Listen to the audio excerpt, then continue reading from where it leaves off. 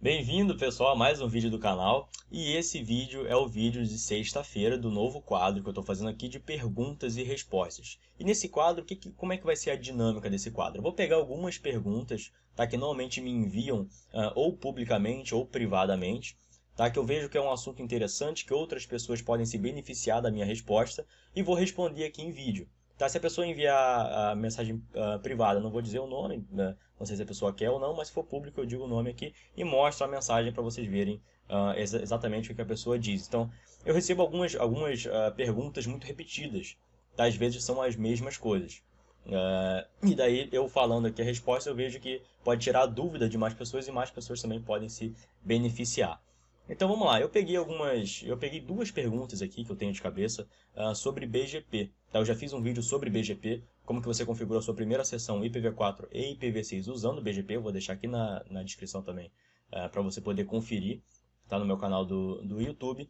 E sobre BGP tem uma pergunta, tá, que não foi feita via texto, mas está na minha mente, foi feito quando eu estava fazendo uma consultoria para um cliente, que ele perguntou assim, Wilson, eu preciso trocar o meu equipamento para eu configurar uma sessão BGP. Então, nessa época, ele tinha uma CCR 1009, tá? Era a borda dele, era a CCR 1009, e ele tirou o AES dele e ele tinha o seu próprio bloco de IP para anunciar, e ele só tinha uma operadora na época. E nesse caso, por exemplo, você não precisava, eu acho que alguém tinha dito para ele que precisava trocar, botar uma outra. E nesse caso, se você tiver com uma operadora só e tiver implementando o BGP, você não precisa trocar de RB. Tá? O BGP em si, ele pode ser implantado em qualquer microtik, tá? Seja numa RB 450, seja numa CCR 1072, em qualquer microtik você pode implantar ele. Eu acredito que ele não deva consumir nem 2% da sua CPU. O processo realmente ele consome bem pouco. É a mesma coisa que o SPF. Né? Ele é um protocolo de roteamento dinâmico, só serve para rotear as rotas, né? Para anunciar e receber rotas. E o que acontece? Se você só tem uma operadora, você não vai receber rota da internet. Então as rotas mundiais que o BGP pega, eu acho que deve estar em 680 mil atualmente, então vamos arredondar para 700 mil. Então, se você não precisar receber essas 700 mil rotas, você não precisa ter problema com a sua CPU, né, ou com a sua memória. Então, em qualquer RB você pode fazer. Eu lembro que eu já fiz BGP em RB 450 e também tudo normal, não tem nenhum problema. Agora, o que acontece? Se você precisar receber a sua tabela de rotas, tá, desse um link, normalmente você precisa receber, ou quando você tem um cliente que precisa receber, que tem mais de um link lá, ele contrata o seu link e mais um outro, então ele tem duas operadoras, ele recebe a rota das duas, ou quando você mesmo tem duas operadoras e você quer receber 700 mil rotas de uma, 700 mil rotas de outra. Que dessa maneira, se você recebe rotas das suas duas operadoras, você tem um BGP, você anuncia, e recebe 700 mil rotas de uma, 700 mil rotas de outra, isso te dá a possibilidade de fazer uma comparação entre elas e ver qual caminho é mais rápido. O próprio BGP tem um critério que ele usa para saber qual caminho é mais curto. Então você acaba escolhendo o caminho mais curto em algum destino específico pela internet. E você acaba tendo um failover ali automático também, porque se alguma rede cai, ela vai parando de anunciar e acaba que você também não recebe mais esse anúncio. Então, se você só tem uma operadora e você vai configurar o seu BGP e você, obviamente, não vai receber rota nenhuma, você pode configurar em qualquer RB. Tá? Ele funciona muito bem, funciona até bem demais, não ocorre problema nenhum. Outra pergunta que eu tenho também, deixa eu ler aqui, que foi feito lá no YouTube, no vídeo de BGP, que foi do Ricardo Mateus. Ele perguntou assim, é verdade que o MikroTik rodando BGP ele utiliza apenas um processador da RB, tá? E é verdade, tá? O que acontece? Eu vejo que isso aqui é muito criticado, tá? Realmente por várias pessoas que usam BGP no MikroTik, eu também critico. Eles falam que vão melhorar isso na versão 7, mas a versão 7 já está sendo aí cogitada há 5 anos e nunca sai. E o que acontece?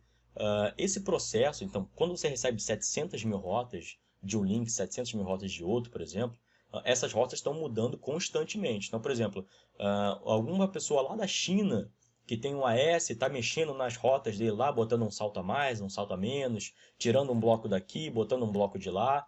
esse anúncio vai se propagando entre os roteadores e chega até você. E você, na sua tabela de rotas, tem que alterar, excluir, incluir mais rotas, ou seja, todo mundo mexendo nos seus roteadores, você tem que fazer muitos cálculos. E no MikroTik, esses processos de roteamento, de incluir rotas na sua tabela de rotas e esse cálculo todo que ele tem que fazer, os updates da tabela de rotas, eles são single core, ou seja, eles só usam um núcleo da sua RB. Então, se você tem uma CCR 1009, uma CCR 1036, que tem 36 núcleos, ele só vai usar uma CPU.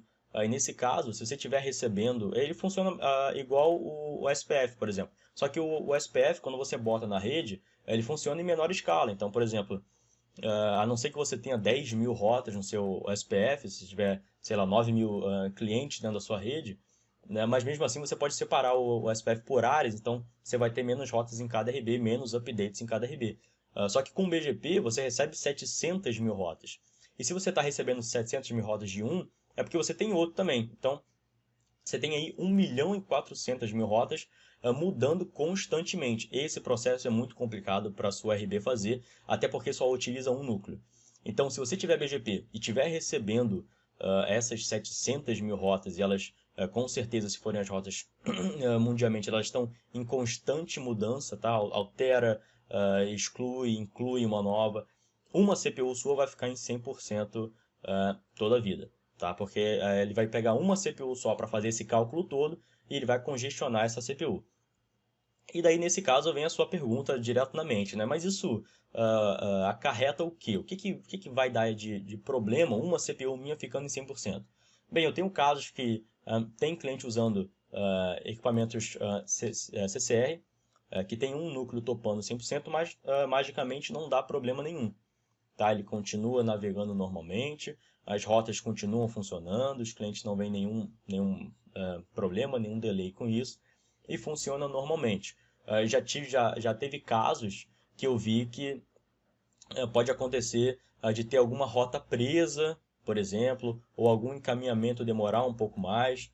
Então, eu não sei se os outros serviços utilizam as outras CPUs, e a rota fica exclusiva para essa CPU que está em 100%, mas ele pode acontecer de ter alguma rota presa aqui ou ali. É imprevisível, tá? Então você não pode prever o que vai acontecer com uma CPU em 100%. Tá? Em alguns casos ele funciona perfeitamente bem, apesar da CPU estar em 100%, e em outros casos não. E outra coisa, se você for receber o seu BGP e você tiver que receber as 700.000 rotas, além da sua CPU de uma CPU ficar em 100%, tá? Então já é indicado que você tem algum MikroTik que tenha mais de uma CPU, né, para você poder dividir o tráfego, pelo menos uma deixar dedicada para isso. Você tem que pegar uma RB que tenha memória suficiente para guardar todas essas entradas, todas essas 700.000 rotas de um link, 700.000 rotas de outra, na sua tabela de rotas. Então, daí já começa com uma RB, provavelmente uma CCR seria um indicado que já tem memória suficiente para aguentar todas essas tabelas de rotas. Mas, resumindo as perguntas, se você tem se você vai fazer uma sessão BGP e você só tem uma operadora, você não precisa mudar, você pode fazer em qualquer RB que você tiver, sem receber rota full. Se você tiver que receber rota full, uma rota full ou duas rotas full, que são aquelas 700.000 rotas mundiais, aí sim você vai precisar de uma RB que tenha memória suficiente. E você tem que ter em mente que uma CPU vai ficar em 100%, tá? E pode acontecer algumas coisas, pode acontecer alguns imprevistos, tá? É aquilo, não dá para prever se vai funcionar normal ou se vai dar algum bug, algum erro de rotas, tá? Pode acontecer ou não. Tem casos que fica normal, tem casos que não. Então essas duas perguntas que eu queria responder aqui nesse vídeo, tá? Esse vídeo aqui vocês vão ficar aqui no cenário, realmente no meu quarto, que é o único cenário que eu tenho. Se tiver um outro cenário, eu mudo, mas esse é o primeiro vídeo de perguntas e respostas. Na próxima sexta, não sei se esse vídeo vai sair na sexta ou no sábado, depende do tempo que eu edito ele aqui, mas é para ele sair toda sexta, tá? Então, segunda tem o quadro de configurações, quarta tem o quadro de ferramentas e sexta vai ter esse quadro agora de perguntas e respostas. Se quiser também fazer perguntas aqui para eu responder no próximo, tudo bem, mas normalmente eu sempre respondo no mesmo dia, tá? Então vou só pegando umas perguntas privadas, umas que eu tenho em mente para responder aqui que eu acho interessante. Então, muito obrigado por você ter assistido esse vídeo até aqui. Se inscreve no meu canal do YouTube se você não é inscrito ainda e ativa o sininho para você receber todos os vídeos. Então, vão sair 3 vídeos por semana agora. Então, ativa o sininho para você não perder nenhum. Curte minha página lá do Facebook e me segue lá no Instagram para você saber de todas as novidades, que nem esse vídeo que está chegando agora. Então, muito obrigado e a gente se vê na segunda.